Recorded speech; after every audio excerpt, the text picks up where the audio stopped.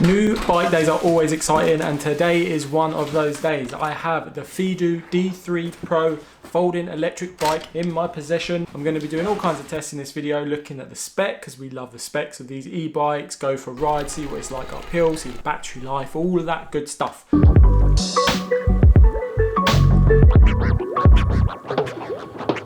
What's in the box? We have the user manual. So I'm just going to sit down and read that for 15 minutes. The seat. The tail light, which is pretty cool, comes with the bike. Little charge adapter, charge pack. We also have some Allen keys. A little wrench, which is a 13mm and a 15mm. So I'm assuming these will be used to put the bad boy together. Pedals, pretty vital component. Without them, you're going nowhere.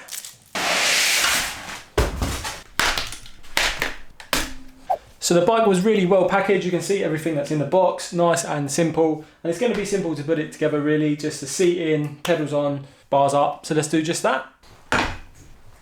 Okay, so what's nice here is we have measurements on the seat post as well, so you know exactly where your seat was if you take it on and off regularly, which you will be when you put it down. Now the pedals. When installing the pedals, I'm just going to put a little bit of grease on the threads to make sure I can get it off. Doesn't need much, just a little bit. Spread it around the threads. Get the 15mm spanner. When putting the pedals on as well, there is a left and a right, so make sure you're putting the right one on the right side of the bike. So this is the right hand side. Otherwise you can end up cross-threading and ruining the threads, which is a disaster. So let's fit the bars up. Nice.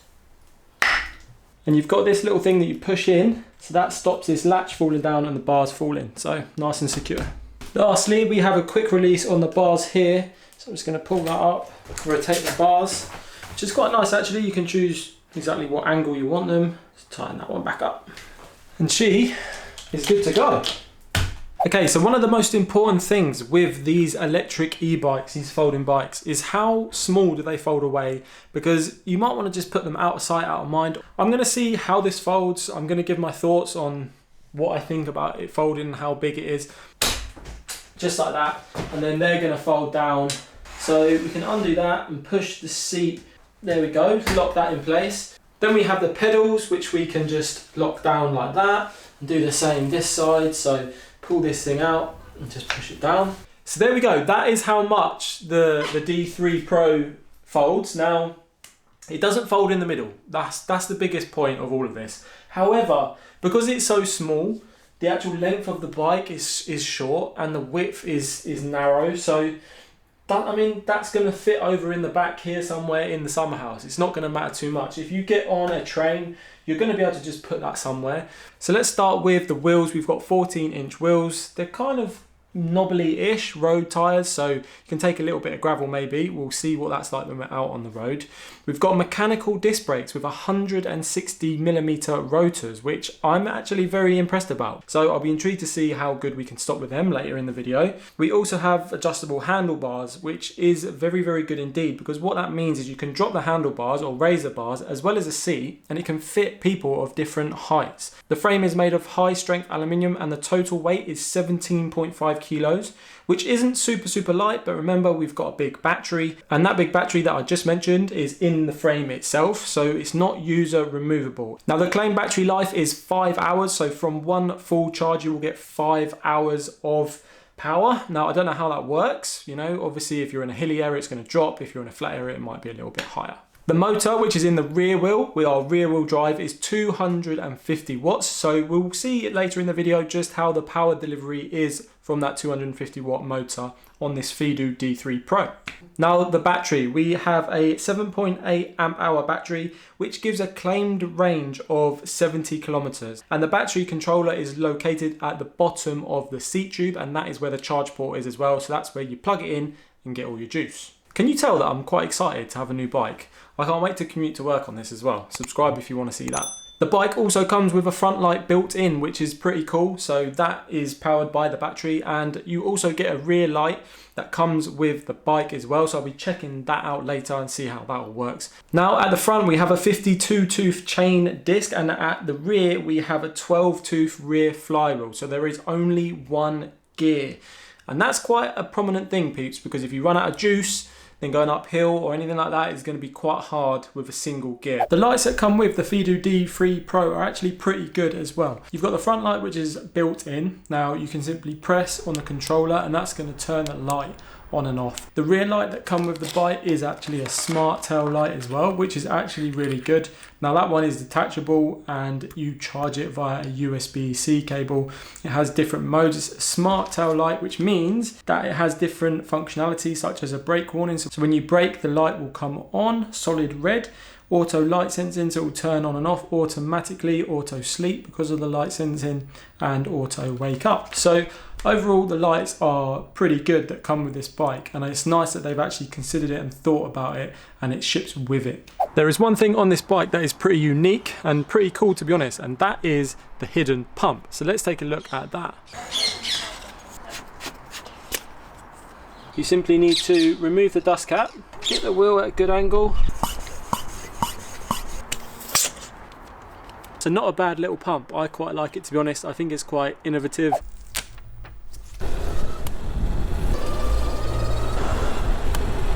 Okay, so I'm at the bottom of a little hill and I'm going to go full power up the hill, full throttle, and see how it copes.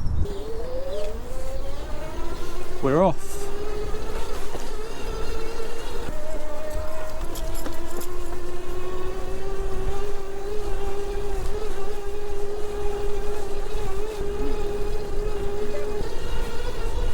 So I'm actually really surprised with the way the bike went up the hill. It actually has a lot of, I'm going to say it has a lot of torque. It feels like it's really pulling you uphill. So yeah, really chuffed with that. I was just on full throttle basically, just giving it full beans.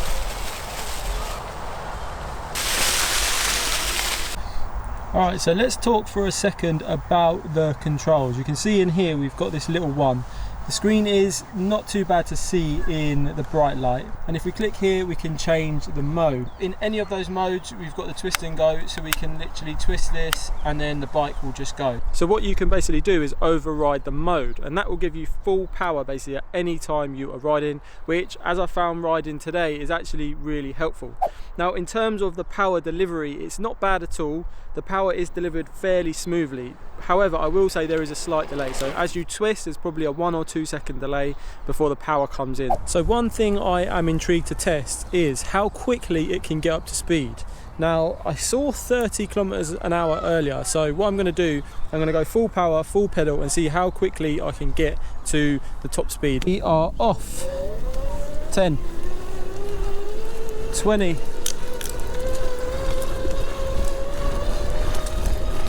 27. Okay, so I think I hit 30 kilometers an hour, and to be honest I think that's enough, because with these little wheels you start to feel every little bump in the road. You really do start to feel the sort of impact, and it feels faster. When you've got bigger wheels, that speed isn't too bad at all, sort of 15, 16 mile an hour. However, when you have these small wheels, yeah, I think 30 is enough. And bearing in mind you've only got one gear as well, so you don't have gears to change up. So at 30 kilometers an hour with this gear, that's plenty, to be honest. I've been riding for a while now, and I just want to take a minute to talk about the brakes. And this bike has 160mm rotor disc brakes. Now for 14-inch wheels, I'm quite impressed with that. And I'm also very impressed with the stopping power, because they're super strong, and I guess they have to be, because when you're going at around 30 kilometers an hour on a bike like this, I'm guessing you're going to be in and around town, you need to be able to stop quickly. And to be honest, these do just that. I want to also note that it's got Jaguar cables, which are very good quality cables. They are the cables I use for my road bike. They are the cables I would recommend people using. It's like that little touch that you know there is some quality there. So I just got back from the ride on this Fiido D3 Pro, and I want to go through the things that I really like and potentially some things that could be improved upon. So number one, the twist and go, the sort of moped mode if you like. You can twist at any point on the throttle on your right hand and it's going to accelerate away. This is super handy. It just means that you've got all the power when you need it, whenever you want it. So I really like that. I really like that the bars are adjustable and the seat is adjustable as well. That means it can suit many people of different heights. So if you were buying this, then your family could use it, your children could use it. Just adjust it and you are good to go. How is it? It's so good! I also like that it was quite good off-road. I wasn't really expecting that. I didn't really think about riding it off-road. However, it seemed to handle it quite well. I guess that's because the tyres are quite thick, although the wheels are small. So it wouldn't be good for deep sort of mud or anything like that. But you know, sort of gravelly sort of paths, I think it would be totally fine. I also like the front light is built in. Obviously that's very handy indeed. You don't ever have to think about your front light. Next up, disc brakes. Now this is a massive win to have these disc brakes, 160mm rotors on 14-inch wheels. The stopping power was super strong. And bear in mind you can't really go up above like 30-35 kilometers an hour because of the gearing. So for that sort of speed, the brakes are really powerful. Another thing that I really like is the price tag. Now you can pick up this Fiido D3 Pro for £445. That is $600.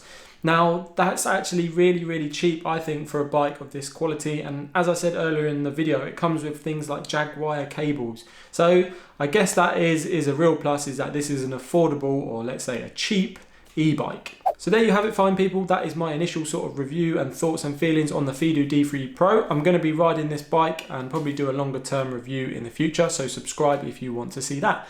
Thank you very much for watching, and as always, self-love and safe riding. I'll see you very soon.